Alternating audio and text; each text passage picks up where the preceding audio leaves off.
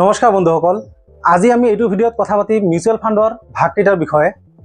Mutual ফাণ্ডকেইটাক কি ভাগত ভগাব পাৰি, মানে কি ভাগত ভগোৱা হৈছে সেই ভাগকেইটাৰ বিষয়ে আজি আমি আলোচনা কৰিম, যাতে আপোনালোকৰ বেলেগ বেলেগ মিউচুৱেল ফাণ্ড বাছি পেলাই পইচা লগোৱাত অসুবিধা নহয়।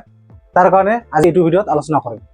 তাৰ আগতে বহুত মানুহৰ এটা মিসকনচেপশ্যন আছে, এটা ভুল কনচেপশ্যন আছে। সেই ভুল কনচেপশ্যনটো মই ভাঙি দিব খুজিছোঁ যে বহুত মানুহে ভাবে মিউচুৱেল ফাণ্ডত পইচা লগোৱা মানে ডাইৰেক্টলি শ্বেয়াৰত পইচা লগোৱা, কিন্তু কথাটো একজাক্টলি তেনেকুৱা নহয়। কথাটো কেনেকুৱা মই কৈ দিছোঁ যে এটা ক্ৰিকেটৰ এক্সাম্পল দি পেলাই মই আপোনালোকক বুজাই দিছোঁ যে যদি ইণ্ডিয়াত যিমান ক্ৰিকেট প্লেয়াৰ আছে চববিলাক যদি এটা এটা কোম্পানী হয়, তো সেই প্লেয়াৰবিলাকৰ মাজৰ পৰা বাছি বাছি যেনেকৈ এটা ক্ৰিকেট টিম ক্ৰিয়েট কৰা হয়, ঠিক তেনেদৰে মিউচুৱেল ফাণ্ডৰ যিহেতু এটা ফাণ্ড মেনেজাৰ থাকে, সেই ফাণ্ড মেনেজাৰজনে ইণ্ডিয়াত যিমান কোম্পানী আছে সেই কোম্পানীবিলাকৰ মাজৰ পৰা ভাল ভাল কেইটামান কোম্পানী বাছি পেলাই এটা মিউচুৱেল ফাণ্ড ক্ৰিয়েট কৰে। গতিকে যদি ক্ৰিকেট টিম এটাত এটা বা দুটা প্লেয়াৰ বেয়া পাৰফৰ্মো কৰে, তথাপি টিমটোত ইমান ডাঙৰ এটা ইফেক্ট নপৰে। ঠিক তেনেদৰে মিউচুৱেল ফাণ্ডৰ এটাতো যদি এটা দুটা কোম্পানী বেয়া পাৰফৰ্ম কৰে বা ডুবিও যায়, তথাপি মিউচুৱেল ফাণ্ডত ইমান ডাঙৰ এটা ইফেক্ট নপৰে। আৰু যিহেতু মিউচুৱেল ফাণ্ডত এজন ফাণ্ড মেনেজাৰ থাকে, সেই ফাণ্ড মেনেজাৰজনে সময়ে সময়ে বেয়া কোম্পানীবিলাক মিউচুৱেল ফাণ্ডৰ পৰা ওলাই পেলাই ভাল ভাল কোম্পানীবিলাকক মিউচুৱেল ফাণ্ডত চামিল কৰে, যাতে আমি লং টাইমত এটা ভাল ৰিটাৰ্ণ পাওঁ। আশা কৰিছোঁ বুজি পাইছে। এতিয়া আমি আলোচনা কৰিম মিউচুৱেল ফাণ্ডৰ ভাগকেইটাৰ বিষয়ে। মিউচুৱেল ফাণ্ডত মূলতঃ তিনিটা ভাগে আছে, লাৰ্জ কেপ, মিড কেপ আৰু স্মল কেপ মিউচুৱেল ফাণ্ড। তাৰ ভিতৰত ইণ্ডেক্স ফাণ্ড আছে, ইণ্ডেক্স ফাণ্ডটো লাৰ্জ কেপৰ এটা পাৰ্ট হয়, সেইটো মই বেলেগ ভিডিঅ'ত বুজাম।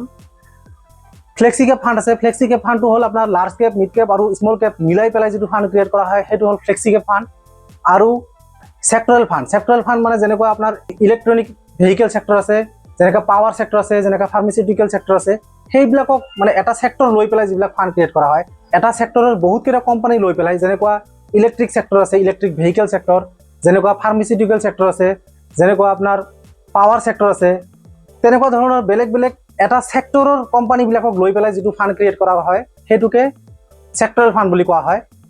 তো মূলতঃ মিউচুৱেল ফাণ্ড যিহেতু তিনিটা ধৰণৰ, তো আমি আগতে সেই তিনিটা বিষয়ে এইটো ভিডিঅ'ত ভালকৈ জানিম। প্ৰথমে হ'ল large cap fund. Large cap fund কি হয়?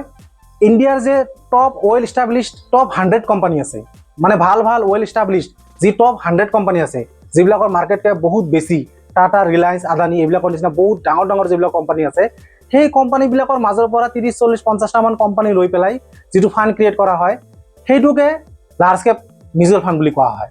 লাৰ্জ কেপ ফাণ্ডত যদি আপুনি পইচা লগায় তেনেহ'লে আপোনাৰ ৰিস্ক একদমেই ল', মানে না বৰাবৰ ৰিস্ক হয়, আৰু আপোনাৰ যিহেতু ৰিস্ক কম, গতিকে আপুনি বাকী ফাণ্ডবিলাকৰ তুলনাত ইয়াতে ৰিটাৰ্ণো কম পায়।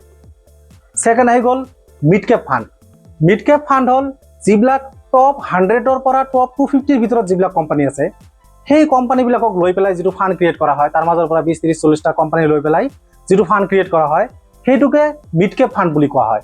মিড কেপ ফাণ্ডবিলাক যিহেতু উঠি অহা কোম্পানী, গতিকে সেইবিলাকত ৰিটাৰ্ণটো বহুত বেছি হয় আৰু ৰিস্কটো অলপমান হাই হয়, কাৰণ যিহেতু উঠি অহা কোম্পানী, কিছুমান কোম্পানী উঠি অহাৰ পিছতো মাৰ্কেটত ভালকৈ ছাৰ্ভাইভ কৰিব নোৱাৰে, মাৰ্কেটত জীয়াই থাকিব নোৱাৰে।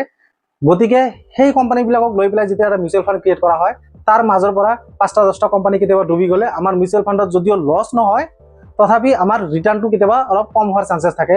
কিন্তু যদি দেশৰ ইকনমিক কণ্ডিশ্যন ভাল থাকে আৰু কোম্পানীবিলাকে ভালকৈ পাৰফৰ্ম কৰে, মিউচুৱেল ফাণ্ড মেনেজাৰজন যদি ভাল হয়, এক্সপিৰিয়েঞ্চ হয়, অভিজ্ঞ হয়, তেনেহ'লে তেখেতে সময়ে সময়ে ৰিস্ক লোৱাৰ আগতে সেই যিবিলাক কোম্পানী ডুবি যোৱাৰ চান্স থাকে সেই কোম্পানীবিলাকক ওলাই পেলাই নতুন কোম্পানী চামিল কৰি পেলাই আমাৰ লং টাইমত 15-20 বছৰৰ কাৰণে যদি আপুনি মিউচুৱেল ফাণ্ডত পইচা লগায়, মিড কেপ ফাণ্ডত লং টাইমত আপুনি ধুনীয়া এটা বহুত হাই ৰিটাৰ্ণ পায়। থাৰ্ড আহি গ'ল আপোনাৰ স্মল কেপ।